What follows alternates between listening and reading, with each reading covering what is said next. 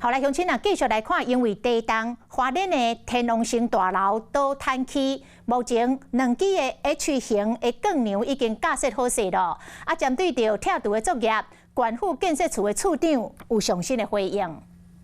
这个混凝土块会去打到这个立祥饭店，在目前准备完之后，我们预计会在今天下午的5点之后就开始进入这个实际的这个拆除的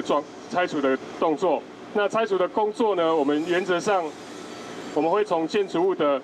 上方开始往下拆除。那先把这个上方的载重逐渐来卸载，那将上方比较重的这个重物的部分去做一些分解。那之后再逐层的往下拆除，让这个载重逐层降低。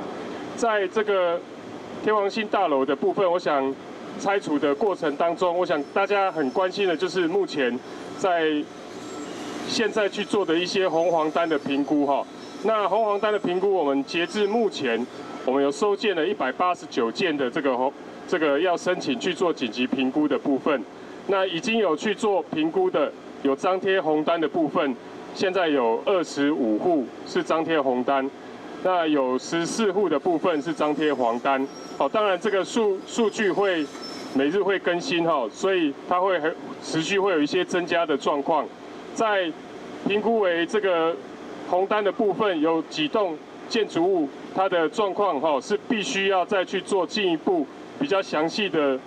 这个评估。我们会请这个评估人员，包含这个我们建筑师工会的建筑师以及土木技师工会的技师，去做现场比较进一步的来这个评估，详细的评估，看未来呢是要做拆除还是去做补强。这个可能是我们建议这些建筑物的这个所有权人朝这个方面去走的。那再来就是我们这个拆除的工作天王星大楼预计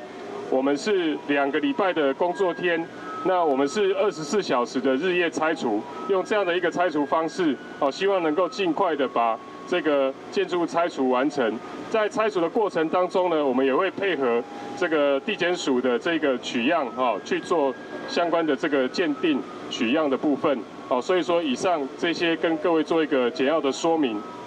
地震的部分在今天下午之前有说向前倾斜1公分，向左倾斜0.5，现在最新的评估，因为下午2点多又有地震。今天有持续一个比较强的余震那当然在这个评估前示的部分早上有跟大家说明，到昨天晚上为止大概就是有一个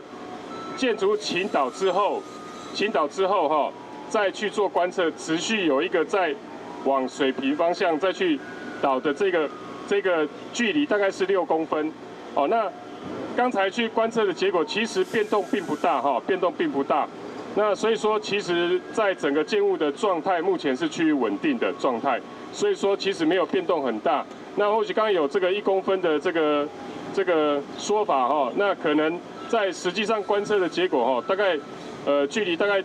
有偏移，大概不到1公分的距离啦，大概就在这个范围之内这个大概趋于稳定的状态。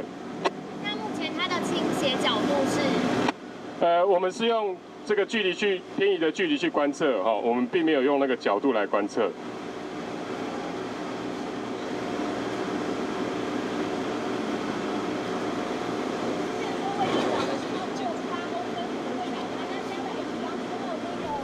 Hello， 我是林仙怡。想要抢先掌握最及时的新闻资讯吗？赶快订阅、按赞、开启小铃铛，锁定华视新闻 YouTube 频道。